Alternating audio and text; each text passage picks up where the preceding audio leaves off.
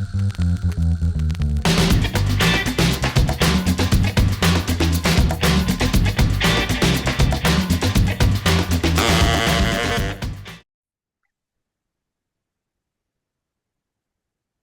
everyone, and welcome to the spring gathering for the Educator Collaborative. I'm so excited to be here with you today. My name is JoEllen McCarthy. I have the privilege and honor of being one of the book ambassadors. I get to serve pre-K through sixth grade and eighth grade students and teachers, and I work daily as a literacy coach and a literacy grandma, visiting classrooms, learning from children, and having the opportunity to connect with educators and literacy leaders like yourselves. So I'm so excited to be here today, and I'm thrilled to know that you're joining us. If it's for the first time, welcome. If you're coming back because you've joined our sessions before, thank you for doing that. And we are so excited to have such a wonderful lineup again this year. All of the sessions are live streamed today, but they will be archived and available to you through the Educator Collaborative. And previous sessions that we've done are also available on the YouTube channel. I say that because you may be missing my colleague, Julia Torres. Julia and I have the privilege of working together as the book ambassadors for the Ed Collab, and we often do sessions around book buzzes and talk about our very favorite books or in the moment favorite books and how we would use them. So you can find some of those resources available on those sites on the channel that I mentioned. And you can also always reach out to us through the Ed Collab and ask a book ambassador if you have any questions or want to share your thoughts or comments about books. I've given you a little resource here that has a link to some of the ways that you can get in touch with me. If I rejoin the land of Twitter, I'm not sure, but I am on Instagram and learning that, always learning every day. I'm so excited about this topic today because for those of you who know me, know that read alouds are something that I feel very passionate about. I really truly believe that books, picture books specifically, are the best teachers, co-teachers, and the best tools that we have in our classrooms. So having the opportunity to spend time with you today to share my thinking and my learning around ways that we can leverage read alouds to connect the joy and science of reading is something that is near and dear to my heart.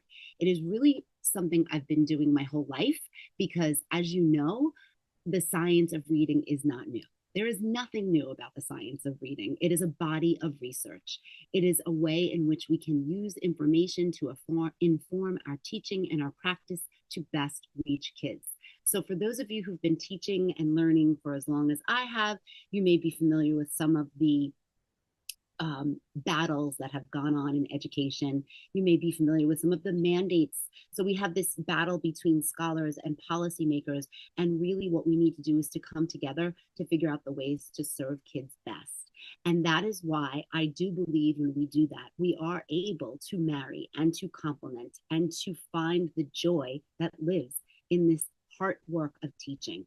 It's combining this head work and heart work that's so essential. So I want to share with you a few ideas today, and I'd like to demonstrate a little bit about what we'll be doing today.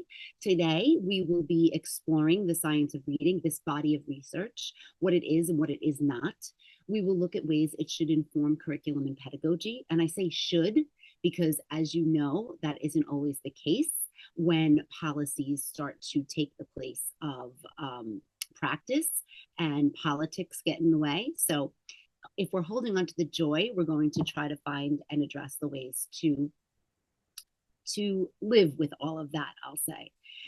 We want to identify ways to leverage read alouds, which are proven and research-based to have the most and the greatest impact on our students in a variety of ways. And then, of course, find tips for practice with purpose and joy. So I wanted to share with you a little bit about the work that drives what I'm doing, and that is really connecting this idea of book love and PD love. That may sound familiar to some of you who I've had the privilege of working with before. And if you have not heard this idea, I think it's important that we recognize and find the joy in the learning. And that is true for our students, and that is true for ourselves.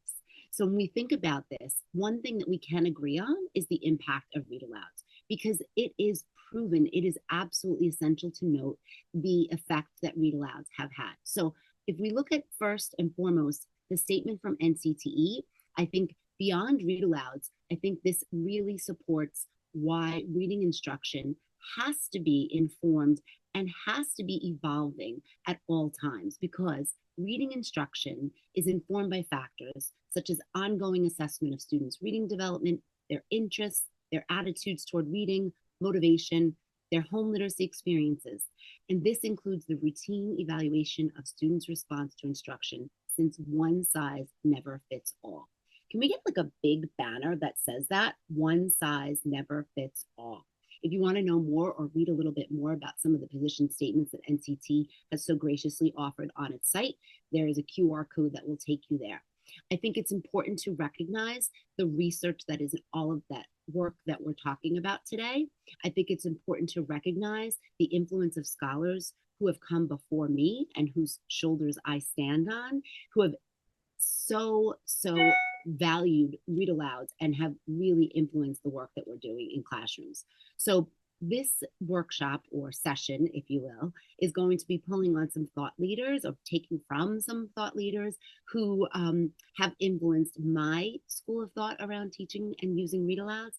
But I also know that I am never done learning. And so with me together, I hope you will share with me as we explore pedagogy, processes, practices, and spaces that honor and extend the idea of leveraging read alouds to find joy and connect it to the science of reading. On that note, Chris Lehman, our founding director of the Ed Collab, recently put together a post and a blog about this idea of what's happening in this battle in our classrooms, in our schools, and in our legislation really across the country. And I love the fact that he named this article Protecting Good Teaching in an Era of Bad Programs.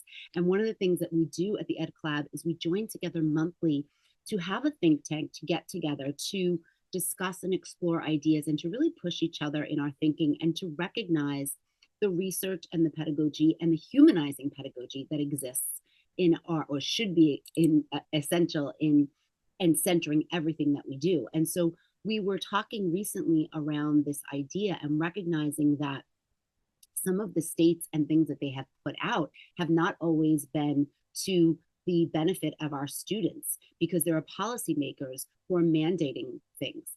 And so when we think about what's going on in our classrooms and we think about some of our colleagues who are really being driven by specific approaches, we have to be mindful of ways in which that we can still center our kids and center best practice and responsive practice.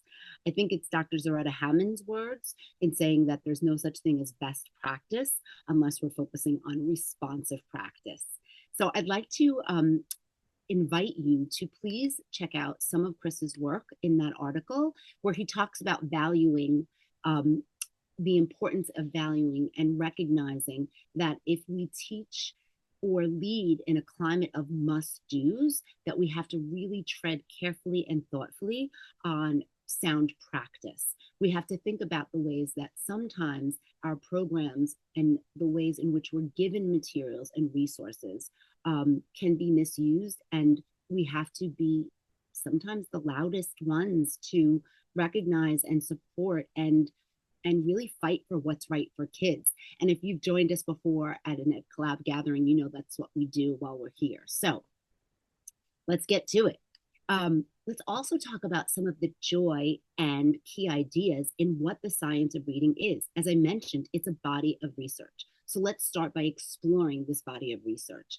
I'm sharing with you today some resources that the New York State literacy briefs came out with, and there are various examples in states that have literacy essentials, like in Michigan, and in many states that have given us some guidance and not mandates as we're reflecting on this body of research. And so I want to pull out some of the really positive, effective approaches that recognize this humanizing pedagogy, and also help us to find ways in which we can fit and complement and really hold on to the good teaching and the best practice that can happen through our community building and read alouds.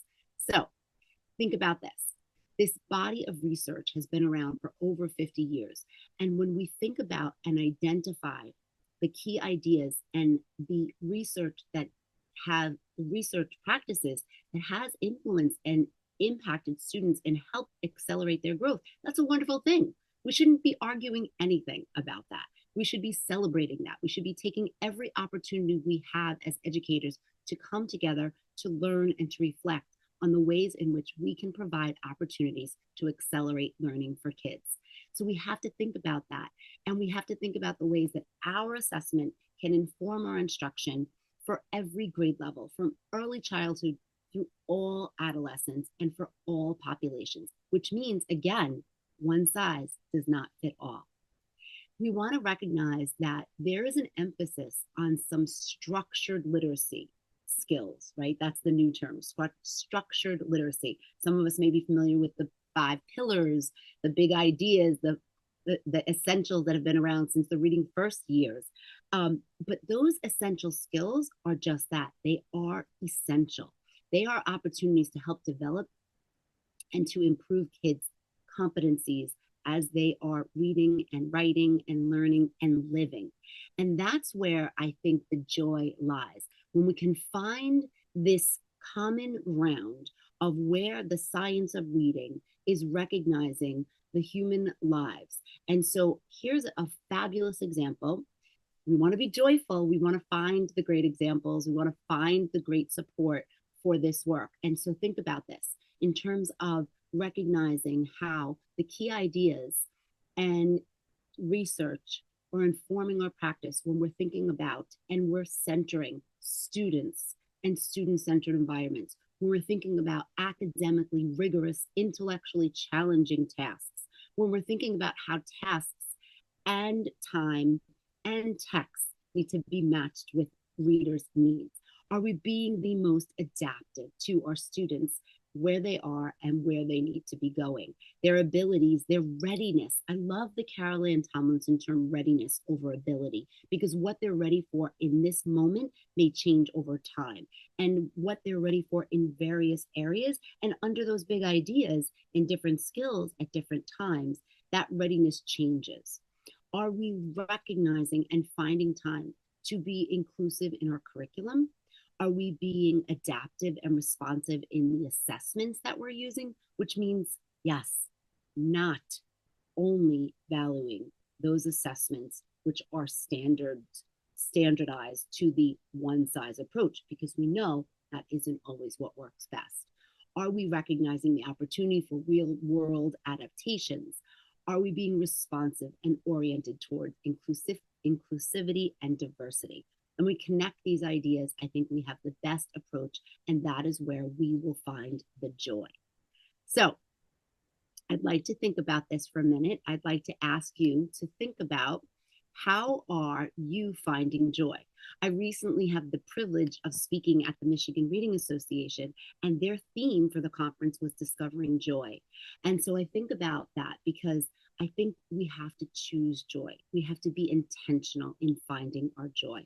We can think about being inspired by individuals like Dr. Goldie Muhammad, whose work has been so essential in thinking about unearthing joy and thinking about the ways in which we're activating joy. So in her second follow-up to Cultivating Genius, she has the book Unearthing Joy, A Guide to Culturally and Historically Responsive Teaching and Learning. There's a QR code to an article that she wrote with Block and Lentz in 2023 that was published in The Reading Teacher.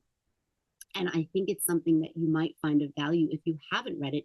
It sort of summarizes her work around finding joy and looks closely at what it means to find joy in a way that educators, and to use her words, are activating joy by first and foremost starting with stories that center and celebrate our young people, their lived experiences, and their histories from a place of self-empowerment. That means an asset-based approach to everything we do in the science of reading, in our approach to reading, to writing, to living, and to ways of being for our students. Are we finding that joy, that that asset-based approach to recognize what our students can do and how we can help them, again, accelerate those opportunities. So if we are thinking about this work together today, and if we are exploring the power of read alouds, how does this fit? Well, stories, as I mentioned, are our greatest tool. It is the best arsenal that we have in our collection, because when we use stories, we can help kids to recognize the beauty of story and the beauty and experience of shared stories coming together to help us grow and learn as individuals, readers, writers, and humans. So if we're thinking about research and we're thinking about informed decision making, we have to recognize, again, some of the scholars who have been so influential in this work. Think about Ernest Morrell in his reference to read alouds as the gold standard for literacy instruction. Think about the research that Lester Lamanek has done over the years around read alouds. And he has proven again and again with multiple studies and in multiple books about how read alouds have the greatest ROI, or return on investment. And the work of Molly Ness, if you haven't seen the ILA literacy brief that she wrote, she talks about effective read alouds, how they increase children's vocabulary, listening comprehension, story schema, background knowledge, word recognition skills, and cognitive development. And if I just pause for a moment to really specifically state that term she uses, effective read alouds. And that goes back to finding joy in being practical, being purposeful, being intentional, and invitational to the work we do with our kids in read alouds. And as I love the quote from Reading Revealed with Stevens, Horst, and Clyde, in the hands of expert, responsive teachers, all children will discover the joy and power of reading. So that's how we're spending our time together today. And I'd like you to know that for me, it starts first and foremost with a pure joy read aloud. So this is a new book that I absolutely love, by Carol Boston Weatherford and illustrated by Reggie Brown. And I wanted to start with a simple text like this to demonstrate how we can take a text, we can share story in a moment and just celebrate the joyful moments in that story. And then we can go back and we can reflect and we can revisit based on the skills of what our students need in this moment. So I can't share all of the pages with you, but I want to just briefly share, with permission, some of the text. This is just out by Candlewick this month, or last month actually. And it just starts off with this beautiful celebration and illumination. Just look at the pages of how bros glow, and we grow, and how it says we lead and we read. And I just love the message that's sent in this picture book, which is so empowering and so beautiful, and a celebration of Black boy joy, but also a celebration of our kids as readers, as leaders. And just that moment of thinking about kids finding stories that celebrate who they are and who they can become, and the opportunity in stories to then go back and think about what we can identify in the word choice, in the vocabulary, in the principles within words. Like here, obviously, the rhyme that is existing in this text, but more importantly, that just the pure joy read alouds. So I'm going to stop for a second and I'm going to ask you, I just shared one simple text because I think less is more. Every time I share a text with students or with teachers, I share my thinking around why I've chosen that book. And when we do that, I think that's also one step in the direction of finding the joy and getting kids and teachers to be really mindful of what they find in stories that brings them joy. So when we do that and we start with that lens of joy, we can then match text to readers, thinking about the literacy skills that they need as well, thinking about what they need in this moment. So in some work that I've done before and shared with you, and I think as part of my examples in Layers of Learning, I have one section where I talk about all of these elements that are true to reading and read alouds, and things that are beneficial from read alouds. That there's no argument. This is absolutely proven. There's science behind all of these elements that are represented here on this page. So I invite you to pause for a moment. If you're watching this with your colleagues, if you're having a viewing party, if you're doing some professional development, I would invite you to pause on this page and just take a moment to stop and to think about what are some of the elements here that really speak to how you're currently using read alouds. Also, what are some of the things that maybe are missing? What are some of the areas that you might need to go back and to revisit and to think about based on your read alouds? I ask this because when we plan to do our read alouds, when we're intentional, when we're really thoughtful in those moments as we're choosing and selecting texts, we have to be creating opportunities for our students in whole community, in small group, and one-on-one. Therefore, as I said, one size does not fit all. We're going to be picking and choosing and pulling based on our students. And all kids need time with text to read, to think, to talk, and to be inspired to write, and to be inspired to act. I'm going to remind you again to come back to this as an example, and I have a few additional examples for you to think about not only how we're using read alouds to teach and to reach kids, but how we're using our read alouds to find joy in these moments, in learning around language, in learning around kindness, in learning around compassion, in learning around the ways in which we can demonstrate and understand how fluency brings joy to story, in helping us understand emotions and characters' experience, in ways that we can find joy in the book bonds from sharing stories together. So again, I'd like you to pause and think about this. And I hope that you'll share some of your thinking with me as well. I'm going to stop sharing for a moment because I want to tell you, I mentioned I've been in this game for a while. I love saying that, but it's true. For those of us who've been fighting this fight, the reading wars are not new.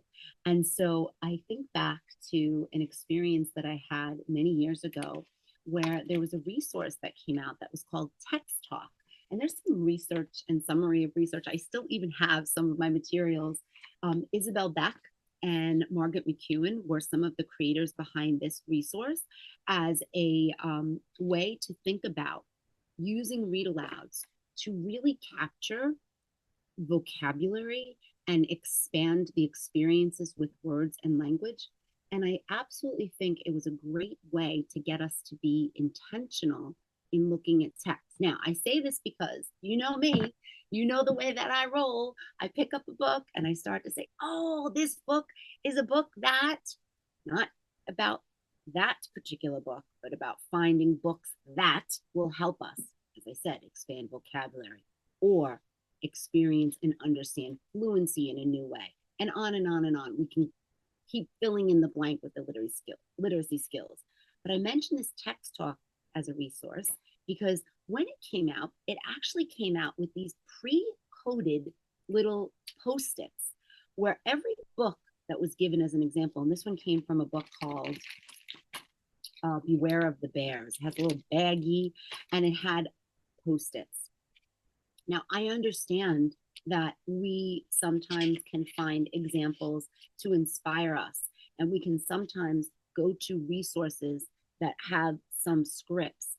But what we want to be aware of is finding that those things are driving our teaching and instruction. And instead, we want to be responsive in creating those opportunities based on the needs of our students. So this is a great place to start to think about how you could take a book of any kind. We're going to look at Bus Stop in a moment, and you could put post-its on various pages with students in mind to be purposeful and to be joyful in finding ways to support their learning. So I'll give you an example. Here's the text from not the text. Here's a picture and an image that I can't share all of Bus Stop, but I have this example. This was written by Angela H. Dale and illustrated by Layla Watkins. And this book, Bus Stop, is a text that great read aloud to build community and sense of belonging. And the story itself is about children from Antoine to Zoe who gather at the bus stop and they're on their way to school. And of course, it's an unexpected snow day. So over time, we get to see kids come and we get to see kids and what they're thinking about and what they're doing. And it's written in a way that starts from A to Z. So Antoine arrives, Beatrice burrows, Carlos catches, Devia drifts. There are other students who come along. Emmy scouts, Fran sketches, Griffin skips, Hannah stomps, Isaiah romps. And you'll notice the beautiful way in which we can do something from a very simple approach to word choice and vocabulary, or something more complex, which will help kids as they're thinking about exploring on their own individual needs, words, and understanding. For example, we might, not a scripted post-it, but we might think about all of the names in the book from A to Z and just talk about that letter family. We might recognize and support kids by talking about the alphabetical order that is in that text to recognize and understand some of the elements of phonics and phonemic awareness. We might look at the alliteration that is in the text. We might look at and just stop to explore the identity by all of the names and the beautiful array of names and cultures that are represented with those name choices. We might look at the vocabulary and the action words. We might stop to talk about our understanding, our recognition of waiting and getting ready for school, and do some writing about reading or waiting at the bus stop. We might look at some story elements. We might ask kids to write according to their own experiences, do some independent writing. How might they be inspired as writers to talk about their experience in waiting for school? And the list goes on and on.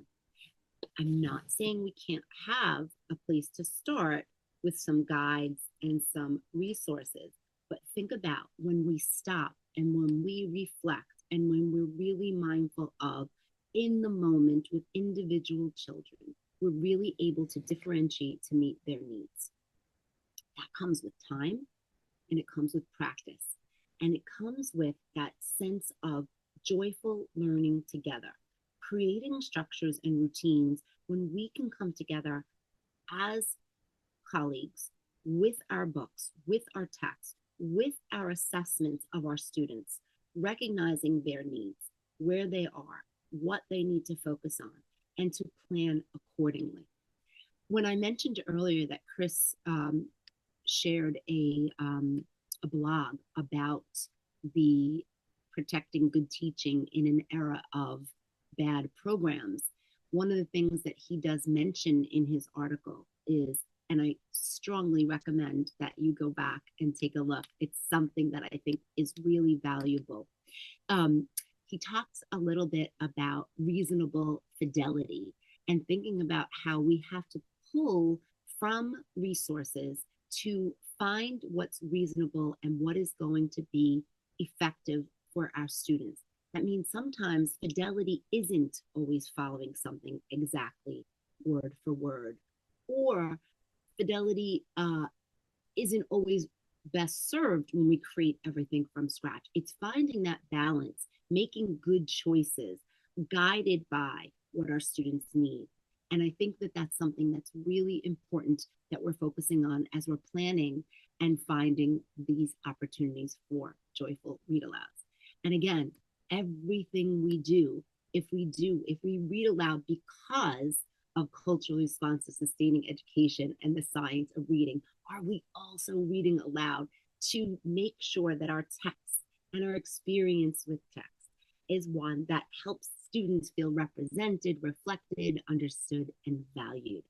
How are our choices matching those goals as well?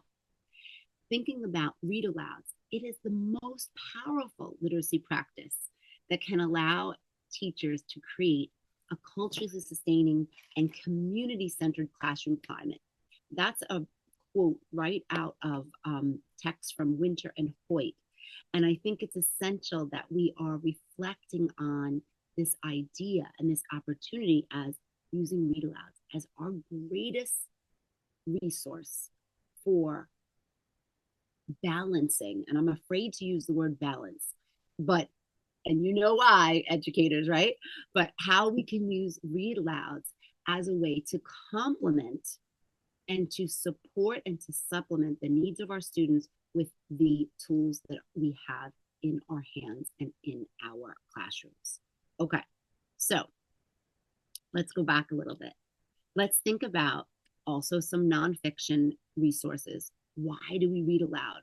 We read aloud to build background and content knowledge. I love the resources from Wonderopolis because it's such a short, simple way to bring a nonfiction read aloud into the classroom. So here I connected the idea of where does it snow the most? Because when we're using read alouds and we're really leveraging read alouds, we want to plan not only the text, but the connected text. How are we creating text sets?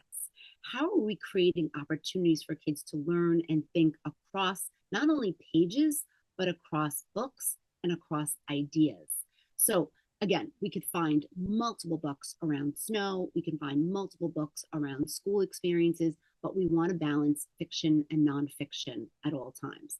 Think around the work of Nell Duke, who also gave us the so many fabulous resources and support for the science of reading. But in her looking to see where I had the chart, and I don't know where it is right now, for her, oh, here it is, for her active view of reading. And this is work that she has done with multiple scholars, looking at the way the science of reading has progressed. And that little tiny, teeny text at the top that might be hard to read is something that's essential and is where we find the joy. How is the reader and the reading impacted by text, task, and sociocultural context? Are we being aware of all of those things in our decision making?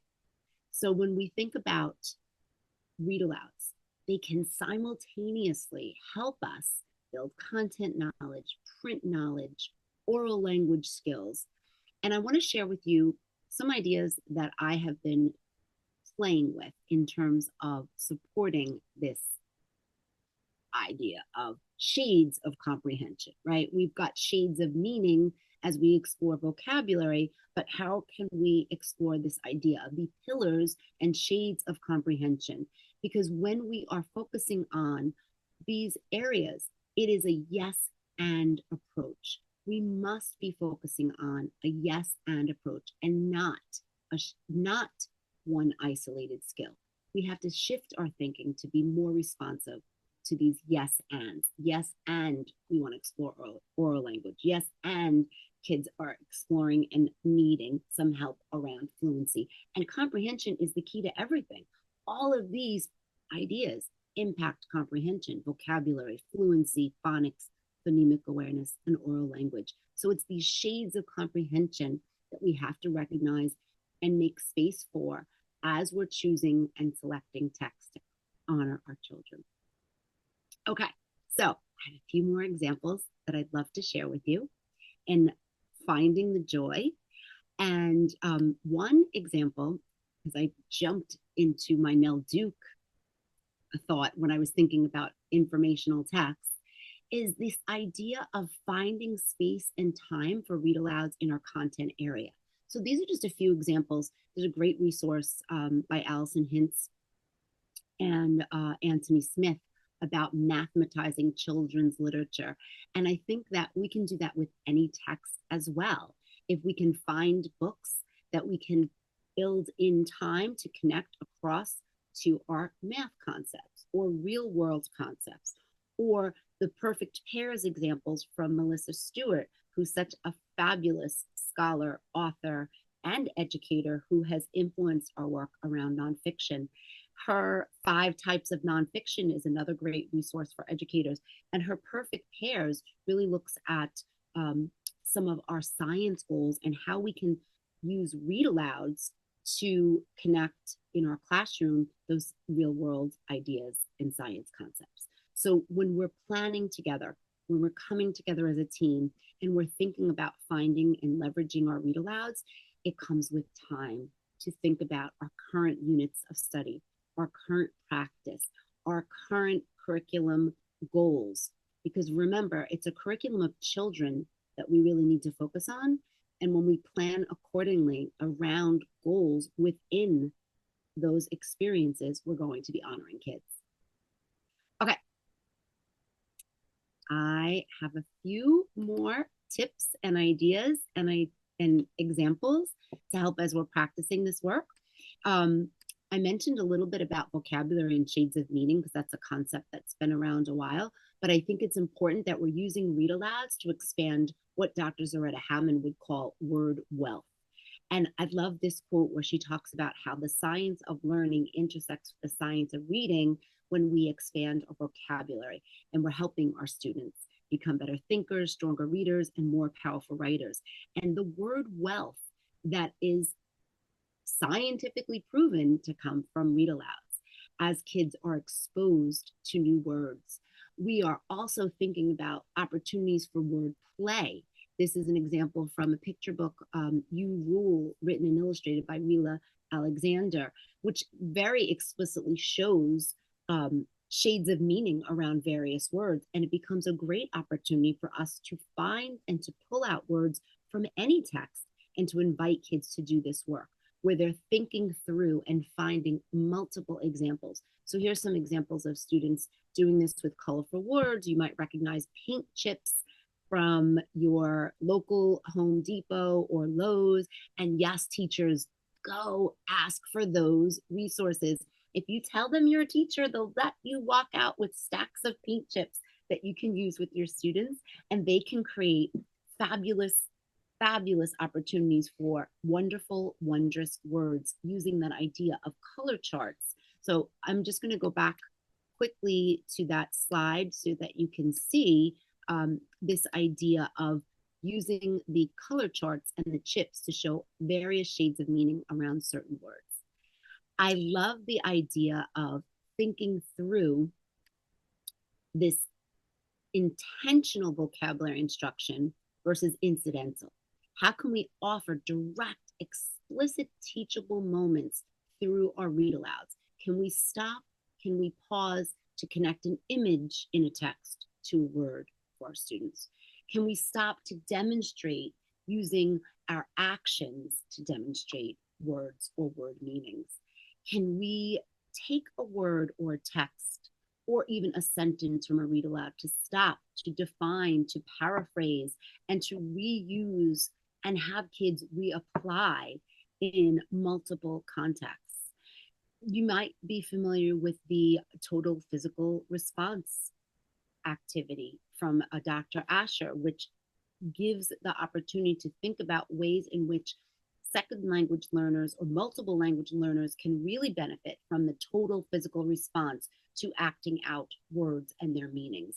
And then this might sound familiar because we do have to spend a lot of time knowing the difference and value of tier words. I hope it sounds familiar. And I purposely put this little picture in there from the Common Core state standards because, you know, in education, right, we get ideas and then we get new ideas and then we get new mandates. But think about common care standards, common sense standards.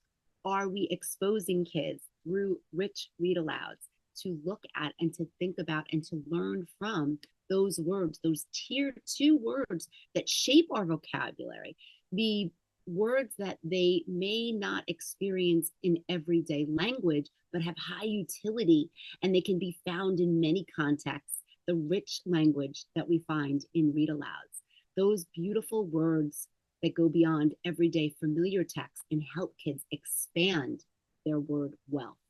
Those ideas are really essential. Okay, so I think I've given you, I hope I've given you a quite a few examples of how we can marry this research-based practice with joyful practice through read alouds. I mentioned vocabulary, and I would be remiss if I didn't stop to talk about the word play that can happen. And I gave some examples in some of the texts that I shared. But are we stopping to highlight and to talk about and to break apart and recognize the rhymes found in multiple words? We could think about the examples I shared in Bros, or the examples that were found in Bus Stop, or for more complex texts. I remember reading Kelly Gallagher's work, Deeper Reading, talking about comprehending challenging text. Great resource for our teachers of older students. And it was the first time that I had seen the 30, 15, 10 list. And that 30, 15, 10 list is so essential for vocabulary and teaching kids the most common roots and the most common suffixes and prefixes found in text.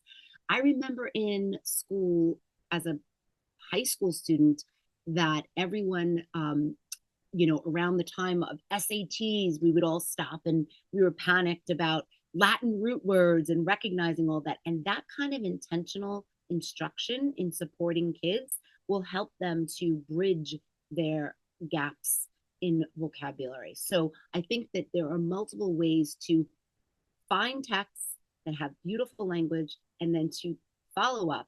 And that's the key. How are we using our read alouds to set the stage to be the most effective in demonstrating and modeling for our kids, and then inviting them to try things? So here's an example, going back to the shades of meaning in this work, kind of looking at it all together in one big picture. And I share with you an example from a text that I love that is by Sheetal Chef and illustrated by Jessica Blank. And for those of you who know me know that I love Sheetal. She's a good friend. And she has written a series about Anjali. The second one now is called Bravo Anjali, and there's more on the way. But in her first book of Anjali, we meet young Anjali, who is a child who is very excited because she's going to receive a bike on her birthday. And I can't share all of the pages, but I'm going to just share a few. How she goes after school, after her mom allows her to have this bike, takes the bike to school. I can't speak, sorry. She's allowed to bring her bike out to the carnival, and she's super excited. As a matter of fact, she thought it was awesome. She thought it was superb, and she thought it was perfectly stupendous. All of those being great opportunities to build on those tier 2 words, right? And she has this wonderful experience, or at least that's how her day starts. But when she gets to the carnival, she cannot find a name tag as everyone is looking. Courtney and Mary find theirs, but she's having a hard time. And you could see she's looking through very closely alphabetically to find Anjali, and she does not find it. And then when she goes home, she's so upset, and she's just filled to the brim. You could see that image where she has tears in her eyes. And she says she's so upset about her name. No one has her name. No one's ever heard of her name. And she's very disturbed. And she's actually great opportunity to physically act out that page and how she's feeling, how upset she is. But she comes to learn at the end that she knows there's greatness in not being one of the crowd. And she vows to always be Anjali. She makes her own name tag, and she celebrates and honors her greatness, which is such a beautiful message and wonderful way to teach reading, teach writing, and yes, teach life lessons. So let's go back to that for a second. How are we stopping to identify the various things that our kids need? Who might benefit from first going back to look closely at some of the sounds in various names and letters? And we could do the same thing with any of the words. This just works so well looking at the name choices in this text. Then looking closely to recognize and to find and to understand how are we using the text to really help kids recognize and understand, to match those sounds and letters, to connect the relationships between sounds and letters. How are we getting kids to understand the fluency, to think about the ways that they are reading accurately and with expression? Because that fluency is truly a bridge to comprehension? How are we getting kids to think about the vocabulary that's within the text? How are we getting kids to think about comprehension, big picture, putting it all together, synthesizing the ideas, learning those lessons, exploring central messages in text? And yes, it is not just one thing, one size fits all. It is our responsive teaching to find and to target our students' needs. So, whether you're thinking about creating your experience through drawing up your own cards or notes or post-its, or you're guided by some initial ideas based on the program or the resources that you've been given in the moment, how are we supplementing those ideas to really be mindful of our students and what they need? Because again, when we do that, that is when we are going to find the joy for all of our students, and especially be able to leverage that powerful reading experience through read alouds. So I hope that I've given you some food for thought and some ideas. I hope that you will be able to share with me the ways in which you might be balancing and pulling and supporting this head and heart work, shifting from either or instructions to find the joy, to recognize and understand and consider the ways that not only are we focusing on all of these literacy skills, but how are we using those elements of care, community, agency, respect, and empowerment to help us drive those conversations and find those joyful moments for our students. Consider your purpose, select wisely, be intentional, be joyful. Think about that asset-based approach. What do your students know now, and what do they need to know next? And how can we use read alouds as the best tool to help bridge those gaps? I hope that you'll experience and provide your students opportunity to time to transfer from read alouds to independent work, and to learn with you and to share with you their thinking, so that we can push them even further and accelerate their growth. And I would be remiss to not talk about the opportunity to honor and to celebrate choice and voice. And so many of you know that I do a lot of work with the team over at Bookalicious. And I love this idea of getting kids to be mindful of their own reading choices with bookmojis. And if you haven't already seen a bookmoji, or you want to know more about a bookmoji, you can email me. I have a QR code on here that I will show you in a moment, but I wanted to leave this up for those of you who aren't familiar with the bookmoji, this avatar that students can create and personalize, which as they add things that they love, it will then create connected book recommendations. So they will want to then read on their own books that they can get from the library, or books that they could ask their teachers for, or they can go to their public libraries to get, and to continue to not only strengthen their reading identity, but to strengthen their skills and their strategies as readers who are working independently to apply all of this.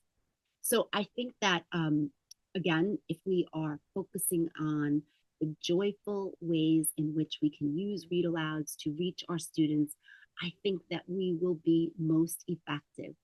To recap a little bit, champion the power of your read alouds, assess and respond. What is it that your kids need? How might we use the text that we have? What ways can we plan together with purpose? And how can we then identify those needs to teach through text, to nurture their hearts and their minds? And remember, connect that PD love with book love. So when you come together, I invite you to share some common language and some understanding. Maybe revisit the examples that I shared with you, the key ideas around what science of reading is, and investigate those ABCs, the actions, the behaviors, and the commitments that we can make to accelerate learning. Provide time for school, for communities, and for families to come together to collaborate and strengthen a commitment to instructional excellence, and honor reading research and responsive practice. that is how we will find joy. That is how we will hold on to joy. I thank you for taking the time to learn with me today. I hope that you will reach out. I hope that you will check out the book emojis as well. I hope that you will continue to celebrate the read alouds and the time that you have with kids as you're getting to nurture their hearts and minds. Thank you for joining me today. I hope you enjoy the remainder of the gathering and reach out with any questions that you have and share with me your learning. Thank you so much.